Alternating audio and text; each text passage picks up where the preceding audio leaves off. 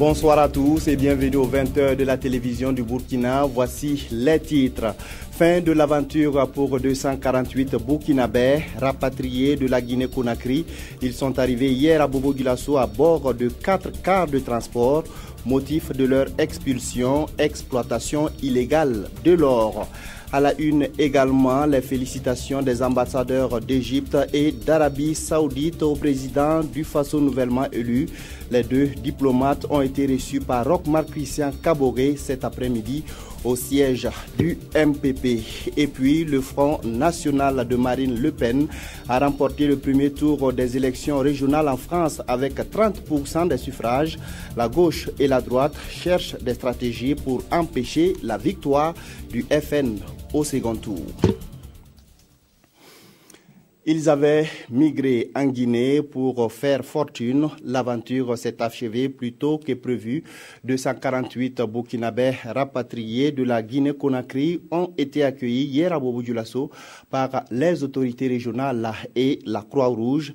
Ils auraient été expulsés du territoire guinéen pour exploitation illégale de l'or. Le point avec Kadou Romenki.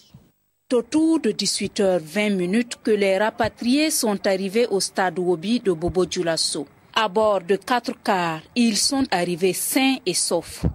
Ils ont été accueillis par la Croix-Rouge et les autorités régionales. Nous sommes venus pour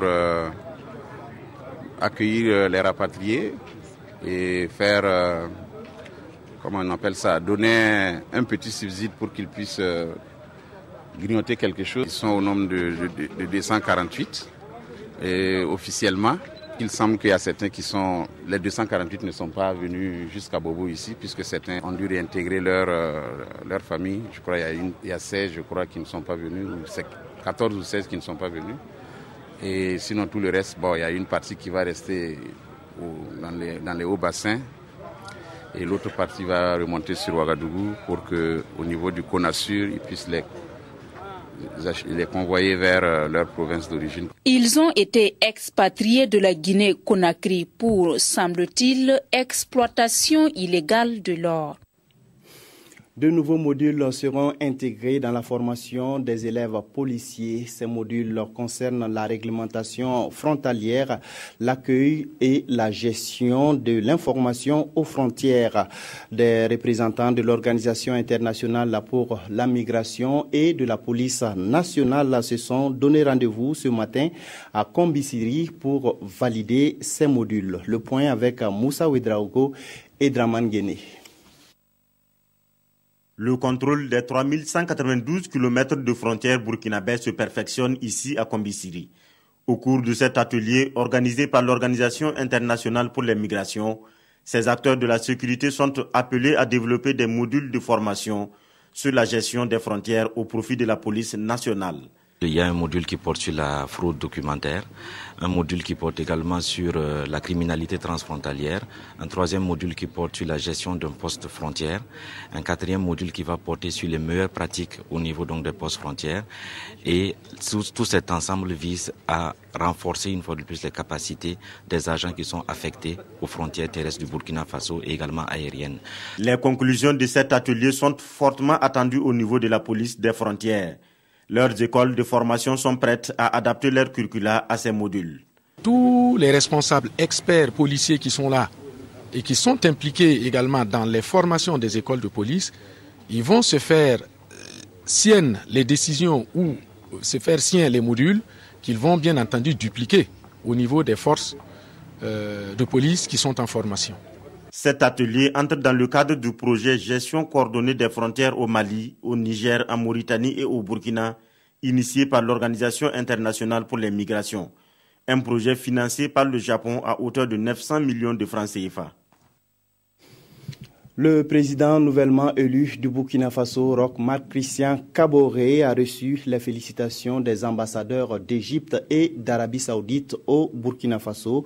Les deux diplomates se sont rendus cet après-midi au siège de campagne du MPP pour congratuler le nouveau président pour son élection à la tête de l'État burkinabé. Le point avec Nongba Kouda, Jérémy Ouedraogo et Nyarkiteda. L'ambassadeur de l'Égypte est venu féliciter le président fraîchement élu. Au cours de son tête-à-tête avec Roch-Marc Christian Kaboré, le diplomate égyptien a aussi parlé de coopération. L'objectif était de lui parvenir les félicitations de son Excellence président Abdel Fattah el-Sisi et aussi de discuter la coopération bilatérale entre l'Égypte et le Burkina Faso. La souhait de renforcement des relations entre les deux pays, aussi la coopération dans le domaine de la santé, l'agriculture, dans le domaine alimentaire et de la sécurité. À sa suite, le nouveau président a reçu la représentation de l'Arabie Saoudite. Une représentation qui est venue traduire les félicitations de son pays au nouveau locataire de Kosiam. Il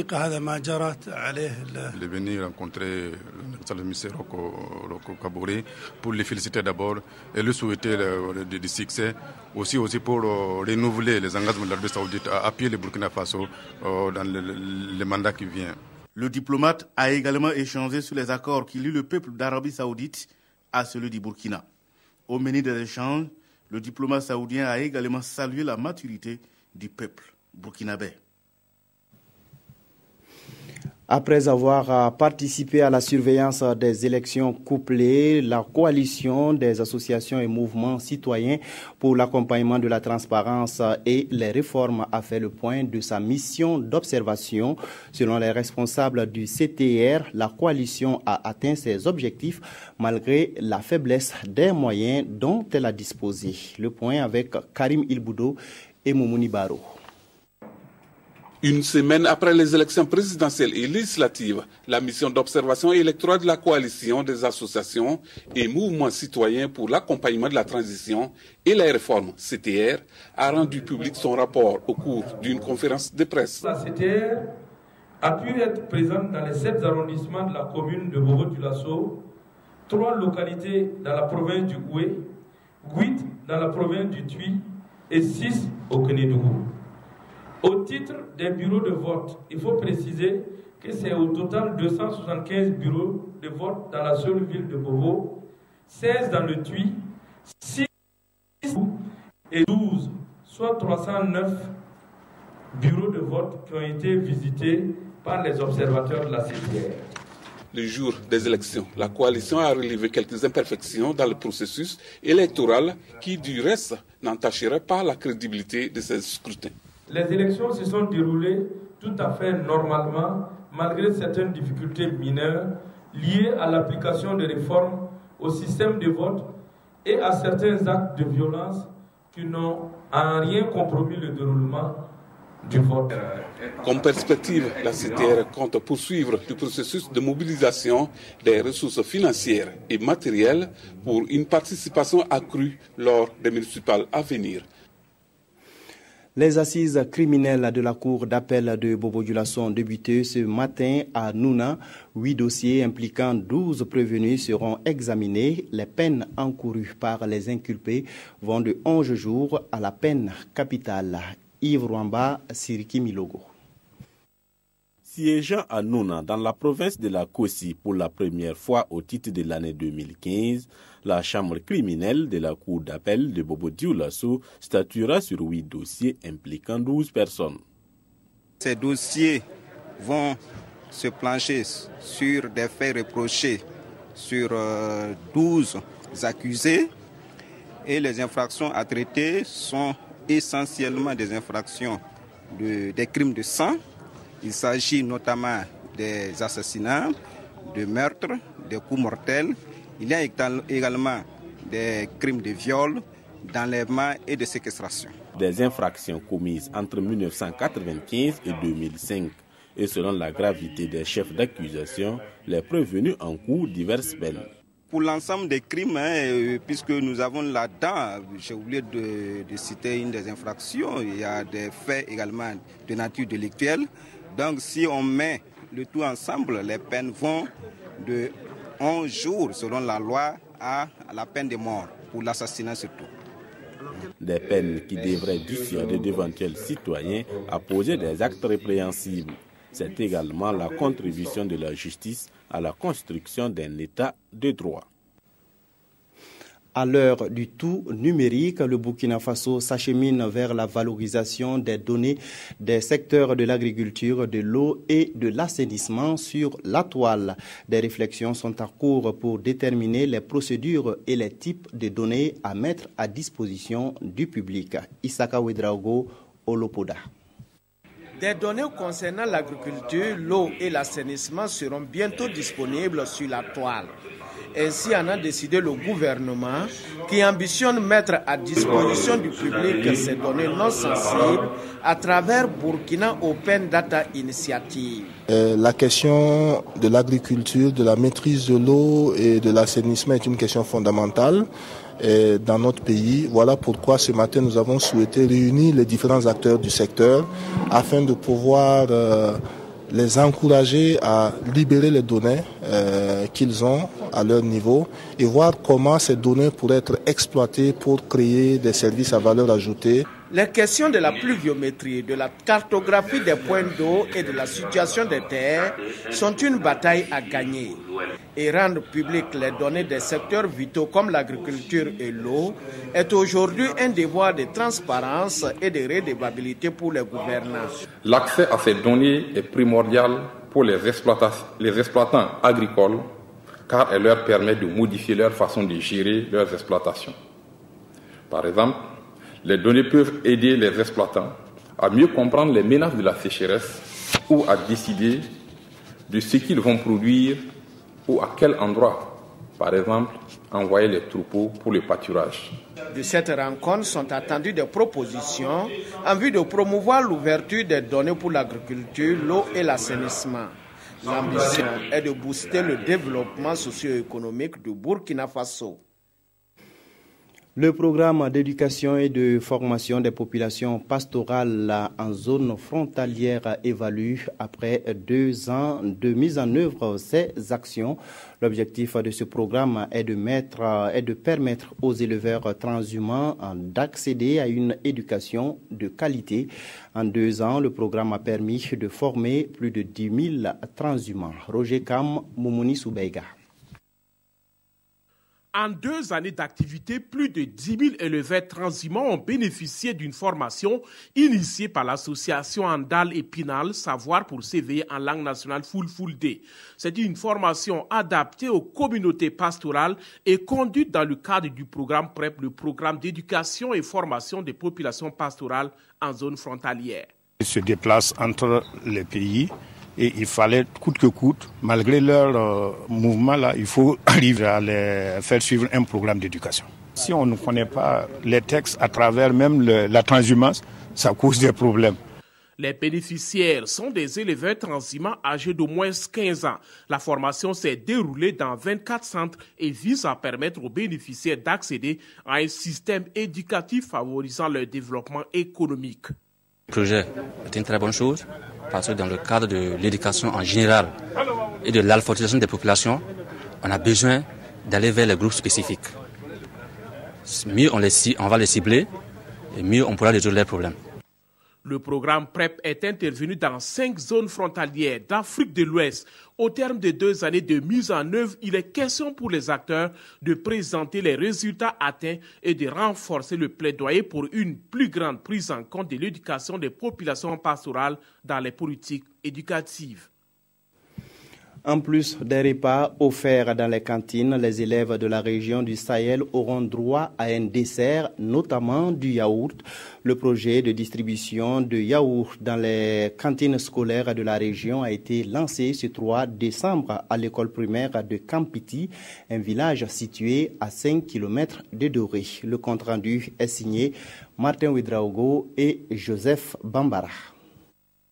Le lait est l'un des produits de base de l'alimentation de la population du Sahel, vient d'être introduit officiellement dans le menu des élèves du primaire de cette région. Cela lors d'une cérémonie officielle de lancement du projet de distribution du yaourt dans les cantines scolaires de la région du Sahel. Cette cérémonie qui s'est déroulée en présence des ministres de la Santé et des Ressources animales a été présidée par le ministre de l'Éducation nationale et de l'alphabétisation. C'est pour améliorer l'aspect nutritif au niveau de l'alimentation scolaire. Donc c'est quelque chose de très important pour nous dans la mesure où Et cette amélioration va d'abord contribuer à améliorer la santé des enfants, à améliorer bien sûr leur capacité à apprendre. Cette cérémonie d'introduction du lait dans le menu des élèves de la région du Sahel a été précédée d'une phase pilote de 2 mois dans les écoles de la ville de Dori. Ce sont donc des bénéficiaires heureux qui ont exprimé leur gratitude aux PAM et aux donateurs, notamment les ambassades du Canada et du Luxembourg. En tout cas, cela fait du bien, surtout à l'école, aux bénéficiaires. Et ça leur permet non seulement de suivre bien en classe, mais également de rester toujours à l'école sans pour autant quitter les classes pour aller chercher à manger à la maison avant de revenir. L'introduction du yaourt dans le menu des cantines scolaires de la région du Sahel vise certes à promouvoir les produits locaux, mais cela va contribuer certainement à rehausser le taux de scolarisation de cette région qui est le plus bas du Burkina Faso.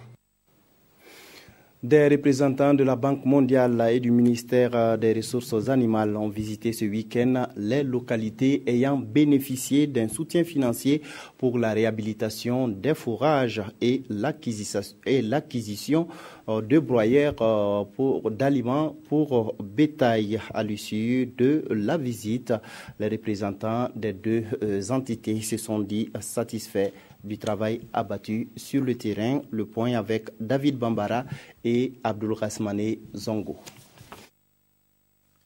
Cette sortie ponctuée d'échanges est soutenue par un projet partenarial et qui prend fin en fin décembre. Bailleurs et bénéficiaires de réhabilitation de fourrage, d'acquisition de broyeurs en matière d'alimentation pour bétail à Tanguy-Ndasouri, Rimketa et Yagma évaluent ensemble les activités. Nous avons pu voir qu'il y a un certain nombre d'acquis importants que le projet a pu apporter, notamment en ce qui concerne la réhabilitation des fourrages, parce qu'un des objectifs, c'était aussi apporter un appui en termes d'alimentation, en essayant de disponibiliser l'aliment qui, à travers les sous-produits agro-industriels, mais aussi, c'était aussi de mettre en place un dispositif qui permet aux éleveurs eux-mêmes de produire leurs propres aliments pour bétail. Dans l'ensemble, il y a motif de satisfaction, mais par moment, il y a certaines difficultés sur le terrain qui, ceux qui sont allés à l'exécution du projet trouvent des palliatifs pour pouvoir en fait respecter les normes prescrites. Le seul hic est que le projet court imminemment à son terme et à un moment où la demande des bénéficiaires augmente. La troupe Djigia de Bobo Dioulasso continue de se battre pour que survive la culture et particulièrement la danse. Elle a organisé ce samedi un spectacle pour faire la promotion des danses en voie de disparition dans la localité. Le point avec Betty Benaon et Ali Traoré. Mbé Donké, une phrase en Djoula qui veut dire je danse, c'est ce spectacle qui a fait vibrer le centre Djigia de Bobo Dioulasso. Un spectacle qui, pour ses promoteurs, est un cadre d'épanouissement et un retour aux sources. On a remarqué que notre culture est en train de partir. Il y a beaucoup d'enfants qui ne savent pas comment Djemé même est monté, Balafon est monté, comment on fait danse de Djemé, danse de Balafon. Donc on s'est dit que pourquoi pas approcher le ministère de la Culture de nous aider à essayer de nous permettre de faire sortir notre création. Sur scène, la troupe Djigia a tenu en haleine le public de cette soirée. Des pas esquissés au rythme du balafon, toutes les stratégies sont bonnes pour séduire les spectateurs. L'humour et l'acrobatie étaient également de la partie. La prestation vraiment était à la hauteur et on voit déjà l'impact que ça a sur les populations, vu l'engouement, vu en tout cas la population qui était là pour soutenir ces acteurs-là. On ne peut que les féliciter et les encourager. Ça ne fait que grandir la culture et valoriser notre culture au niveau, en tout cas de la région. Cette activité est rendue possible grâce à l'association Djigia avec le soutien du ministère de la Culture. Le spectacle de Bobo est la dernière étape de l'activité qui a eu lieu à Dédoukou, Oundé et Ouroudara.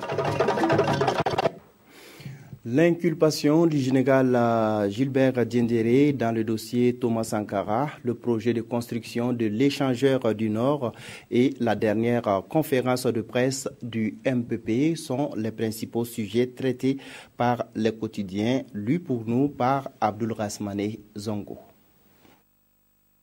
Nous souhaitons que Alassane Ouattara soit présent à l'investiture du président Roch Marc Christian Kaboré, relaie le quotidien Notre Temps. L'affirmation est de Salif Diallo lors d'une conférence de presse tenue ce 5 décembre. Dans sa manchette du jour, le journal Le Quotidien titre Gilbert Diendéré inculpé dans le dossier Thomas Sankara. Pour l'Observateur, Diendéré est rattrapé par les fantômes du 15 octobre. Autre actualité, le quotidien d'État Sidoya fixe l'attention sur le démarrage des travaux de construction de l'échangeur du Nord, un ouvrage de 70 milliards de nos francs et à livrer dans 3 ans. De son côté, l'Express du Faso invite à lire ces colonnes dont certaines sont relatives à la commercialisation de l'or blanc. Les producteurs font échec à la campagne d'intoxication, nous apprend le journal. C'est la fin de cette édition. Merci de nous avoir suivis. Je vous retrouve à 22h15 pour la dernière session d'information.